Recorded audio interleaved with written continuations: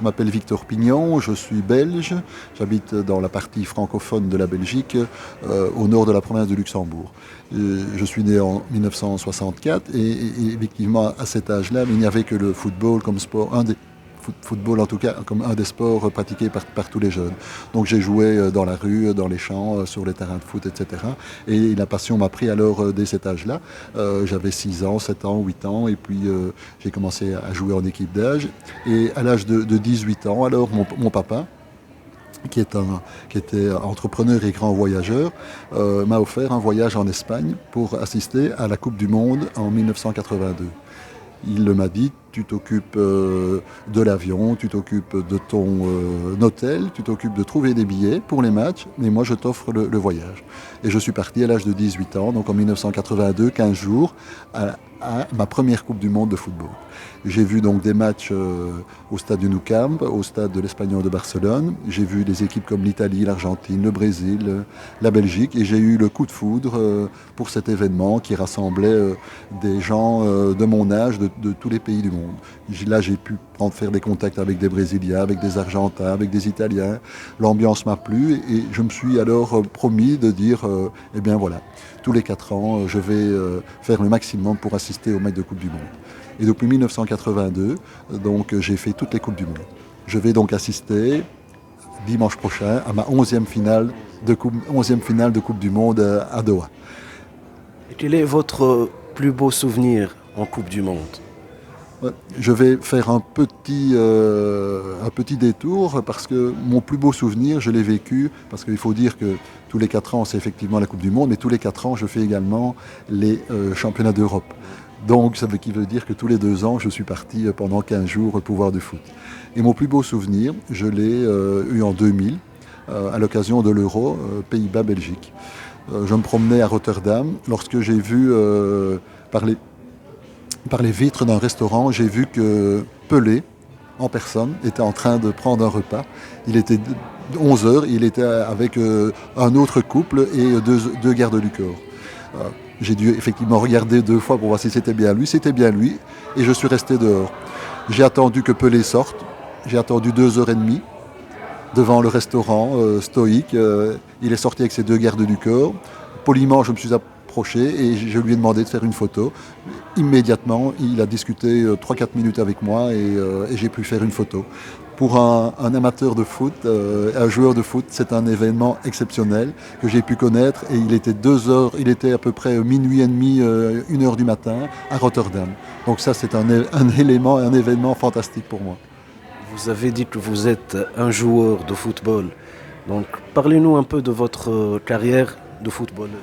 Ma carrière, je n'ai pas été professionnel, c'était un simple amateur, donc j'ai joué dans différents clubs de Belgique, j'étais jusqu'en National 3, donc je n'ai pas côtoyé les stars, je n'ai pas côtoyé le monde professionnel, j'ai côtoyé le monde amateur, où là je me suis fait également beaucoup d'amis, beaucoup de copains, et où les troisièmes mi-temps étaient souvent très bien arrosés et très agréables.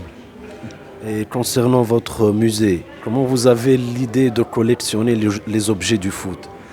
Donc voilà, à partir du moment où vous visitez, où vous faites les Coupes du Monde et où vous visitez certains pays, vous effectivement vous ramenez toujours des souvenirs.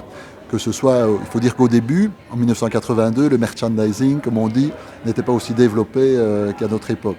Mais on avait évidemment la mascotte. Je récupère tous mes tickets de match de foot. Je vais quand même très souvent au foot, donc je récupère tous mes tickets. J'ai plus de 5000 tickets de match de foot. Il y avait des écharpes, il y avait des timbres, etc. Et j'ai commencé alors en 82 à collectionner tout cela. Au départ, je mettais ça évidemment dans des armoires qui sont devenues bien vite trop petites. Donc on a agrandi la chambre, etc. Et il y a quelques années, alors j'ai décidé avec mon époux, j'ai décidé de transformer toutes mes caves. Donc j'ai 250 mètres carrés de caves qui ont été transformées en un musée du football.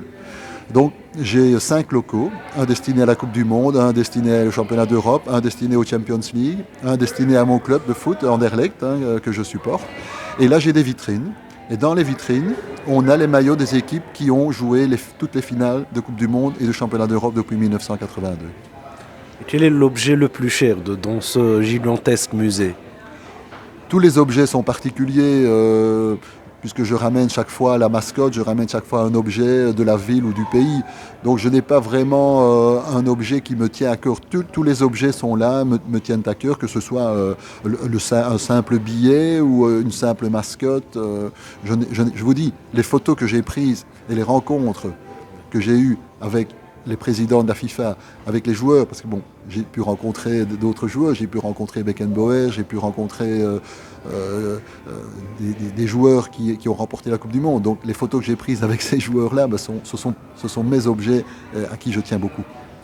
Donc, est-ce qu'il est déjà ouvert au public ou plutôt personnel, familial? Non, c'est un musée personnel, j'invite mes amis et puis ça me permet également de me remémorer tous les souvenirs parce que j'ai évidemment des milliers de photos qui sont classées dans des albums et qui me permettent alors de revivre ces moments uniques et ces moments inoubliables. Mais je peux vous inviter, si vous venez en Belgique, je peux certes vous inviter à venir visiter mon musée. Je vous enverrai d'ailleurs quelques photos que j'ai de ce musée un peu particulier et atypique, tout à fait atypique. Et finalement, vous avez assisté à 11 Coupes du Monde, c'est ça? C'est votre 11e finale que vous allez assister. Donc, selon votre expérience, comment évoluez-vous le mondial qatari? Sur le plan sportif, sur le plan de l'infrastructure, tout ça, l'ambiance générale? Je vais d'abord dire que je suis parti un petit peu, je ne vais pas dire avec les pieds de plomb, mais un peu hésitant ici au Qatar, parce que la presse européenne a vraiment, je ne vais pas dire massacré, mais a maltraité le Qatar. Donc on est parti hésitant et un peu méfiant. Mais depuis le premier jour où je suis arrivé, je n'ai vraiment pas de soucis ici au Qatar. On avait pris contact avec un guide. Le guide nous a fait visiter le pays. On est allé du nord au sud, de l'est en ouest. On a rencontré des familles qataries. On a rencontré des gens qui vivaient ici. Et je peux dire que je suis enchanté. Bien sûr, on ne peut pas nier les consommations pour la climatisation, les infrastructures. Mais que peut-on reprocher au Qatar? Il a été choisi par la FIFA pour organiser une Coupe du Monde. Il avait un cahier de charges à respecter. Et ici, nous avons des infrastructures qui sont magnifiques. Nous avons un métro qui est tout à fait incroyable, qui nous permet d'aller de stade en stade. Nous avons des infrastructures à l'extérieur du stade qui permettent aux supporters d'accéder sans problème, sans difficulté au stade. Après les matchs, lorsqu'il y a 50, 60, 70 000 personnes, tout le monde sort du stade, tout le monde part dans différentes directions sans aucun problème. De ce côté-là, je n'ai rien à reprocher au Qatar. Tout ça est vraiment nickel. Les stades sont en parfait état et excepté la fouille qui est obligatoire à l'entrée du stade, nous ne sommes pas embêtés. Nous pouvons profiter pleinement du match et des infrastructures. Donc je dis, le Qatar, magnifique.